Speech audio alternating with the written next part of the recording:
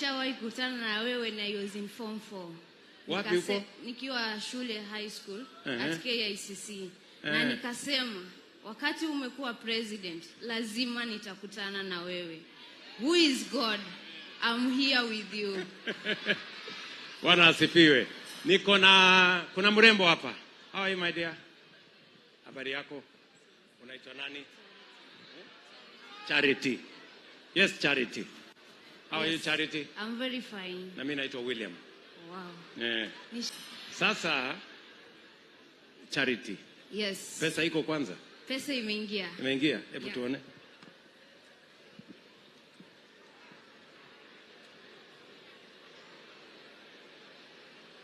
Very good. Nyota naona iko senti. Confirmed.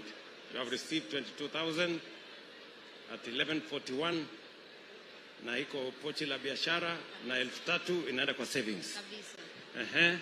So, how did you come to, ulikujaje ukafika katika hii program ya Nyota? Program ya Nyota nilijua kupitia MCA wa Likoni na Bofuad, nikaona, nikatia bidii zaidi kwenda kuapply na nashukuru Mungu nilichaguliwa, nikaenda for verification na after verification tukaitwa training for 4 days. And I would like to recognize the center manager mali nilifanya training. The inclusivity, disability, persons with disability were given first priority. That's a plus.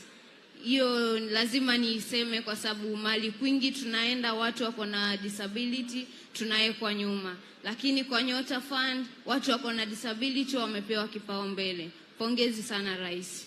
Na so that you just know, tulisema any person living with disability mwenye aliapply Nyota program, all of them tuliwajumuisha katika hii program. Pengine yule haja apply kwa sababu tulijua umuhimu wa hii program, especially kwa lile jambo umesema la inclusivity. So nikuulize Charity. Yes. Sasa uko na senti. Unajipanga namna gani? Uko na mpango kwanza? Najua kuna watu wengi hawana mpango bana. Niko na mpango mzuri sana. Uko na mpango? Jambo la kwanza, mimi nilikuwa mwanabiashara, uchumi kanilemea kidogo, biashara ikaanguka. Mimi ni mtu nafanya fashion and design, nauza nguo za wanawake na sana sana nilikuwa nauza madera. Lakini uchumi uliponilemea biashara ikaanguka. Lakini nashukuru Mungu Nyota pesa imeingia, naenda kuanza biashara yangu ya kuuza madera. Na iwapo nitapata mtu akinishikilia zaidi, nitaongeza kuuza viatu na madera. Yeah. So, umeshawahi uko na customers wa mambo ya customers niko nao na wengi wamekuwa wakinitafuta, lakini kwa sababu nilikuwa nimerudi nyuma, sasa hii najua wananiona mali wako. Sasa watajipanga na wewe. Kabisa. Yeah. So, sasa uko na 25,000, 22,000 ya kufanya biashara ya savings pia. Ndio. Unajua savings tumesema lazima sisi wote tujifunze akiba. Kabisa. Waswahili wanasema akiba haiozi. Si namna hiyo? Yeah. So when you make a saving, you keep it for another day. Sure. Si ndio? Yeah. So hii 25,000 stock yako, ile stock ya madera ni ya kama shilingi ngapi?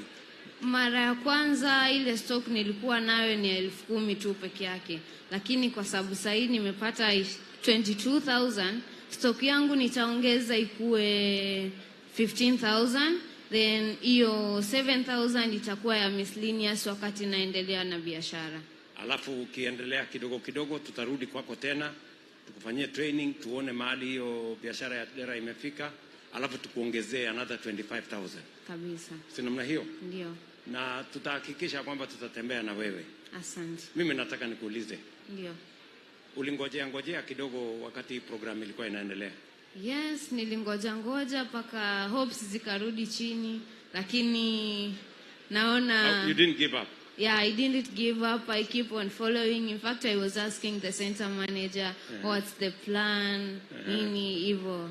Na sai finally pesa imeingia. Okay. Yeah. So what do you tell other young people? Pengine saa zingine unajua kuna watu wanakufa moyo, wengine wanaenda, wana give up. What do you want to tell them, Charity? Okay, first and foremost, I would like to talk to youths wenye hawako hapa. Najua wanafuatilia. Let's keep on trying. Kitu yoyote ikitokea, opportunity ikitokea, tujaribu. Tuache kuvunjana moyo na tusikufe moyo. Tujitie moyo na tujaribu na tukue na imani kuwa itawezekana. Yeah. Asante sana Charity, tumpigie makofi Charity. Thank you very much my dear. Okay.